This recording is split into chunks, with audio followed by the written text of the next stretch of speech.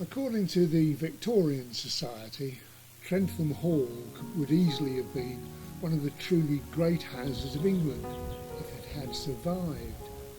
The Staffordshire seat of the Dukes of Sutherland, a magnificent Victorian Italianate house, was eventually doomed by the pollution of its magnificent lake, by the relentless expansion of Stoke On Trent's industry. Although the pollution has long gone and the gardens have now become a major tourist attraction along with the lake, hopes that the house, which was demolished by its aristocratic owners just before the First World War, might be rebuilt as a 150-bed conference hotel, a really luxury venue, now seem to be permanently on the back burner. The site had an Augustinian priory and convent before the dissolution of Henry VIII. Then a large Elizabethan house was built in the 1630s, then demolished during the building of the Georgian Trentham Hall, a much plainer house than the Victorian one, built in extensive parks, designed and created towards the end of the 18th century by Capability Brown and Henry Holland. The River Trent was incorporated directly into the designs and diverted to flow into the lake. And then the house was dramatically upgraded when the second Duke of Sutherland commissioned Sir Charles Barry, who was also rebuilding the Houses of Parliament at the time, to produce a much grander statement of the Duke's great wealth as the largest landowner in Britain at that point.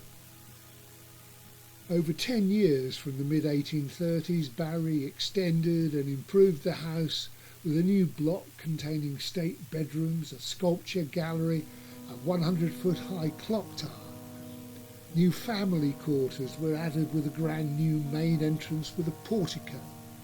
The spectacular conservatory led to the extensive gardens, which were tended by no fewer than 50 full-time gardeners. But just 50 years later, a profile in Country Life magazine highlighted that the lake at Trentham was now polluted by sewage from Stoke On Trent's much more modest homes and bustling industry. The lake became a blight on the entire estate, and it was abandoned in 1907. But the Duke of Sutherland couldn't find anyone to buy it, and he couldn't even give it away. The county of Staffordshire and the borough of Stoke On Trent were offered it for nothing in 1905, but they just didn't take it up. And so in 1912, most of it was pulled down. All that remains today are the curved west entrance front and the stable block. But in the past, such was Trentham's magnificence that on a visit in 1873, the Shire of Perthshire is said to have remarked to the future King Edward VII that their host was too grand for a subject. You'll have to have his head off when you come to the throne. The property was bought by developers St Modwins in 1996, and they restored the gardens and grounds in 2004, and by 2013 those grounds were being visited by over 3 million people. They now attract 750,000 every year, bringing in over £8 million just from those gardens. And St Modwen had set out a plan to recreate the Victorian house according to the original designs at a cost of £35 million. They were going to establish it as a 5-star hotel with a spa and 150 rooms. But the 2008 completion date was later revised to 2011. Then by 2013 they announced that despite having planning permission to restore the hall, it was not economically viable to do so, given that the £30 to £35 million cost of restoring and rebuilding the hall would be greater than the hall's value as a hotel due to the economic recession. The developers still claim they were committed to restoring the hall when they could make the numbers work.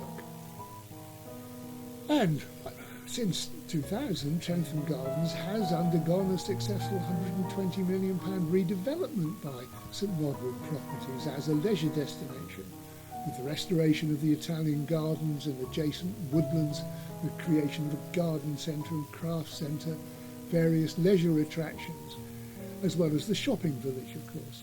But the plan to restore the Victorian house has consistently fallen by the wayside, and there's now less hope than at any time in the past 30 years. Because in February last year, St Modwen announced it wanted to find a buyer for the Trentham estate after 30 years of owning the attraction. Doing so was part of its strategy to offload up to £200 million worth of assets and focus on its logistics and house building divisions. And it came after the company slipped into a pre-tax loss of nearly £140 million. No buyer has been announced, but St Modwen, along with Trentham Gardens, has instead been gobbled up by the New York-based private equity investor Blackstone, and that happened in June last year. The gardens, the shopping village, Monkey Forest, garden centre carry on as usual, and there's been no further reference to attempts to sell off Trentham, nor to those plans to restore Trentham Hall to its former glory as a hotel. I suppose you have to ask whether hard-nosed American investors are going to want to gamble tens of millions on recreating a Victorian masterpiece.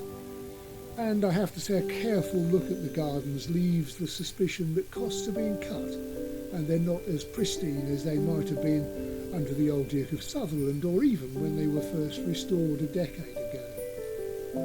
There is an air of anxious waiting at Trentham to see what the next twist will be in its checkered history.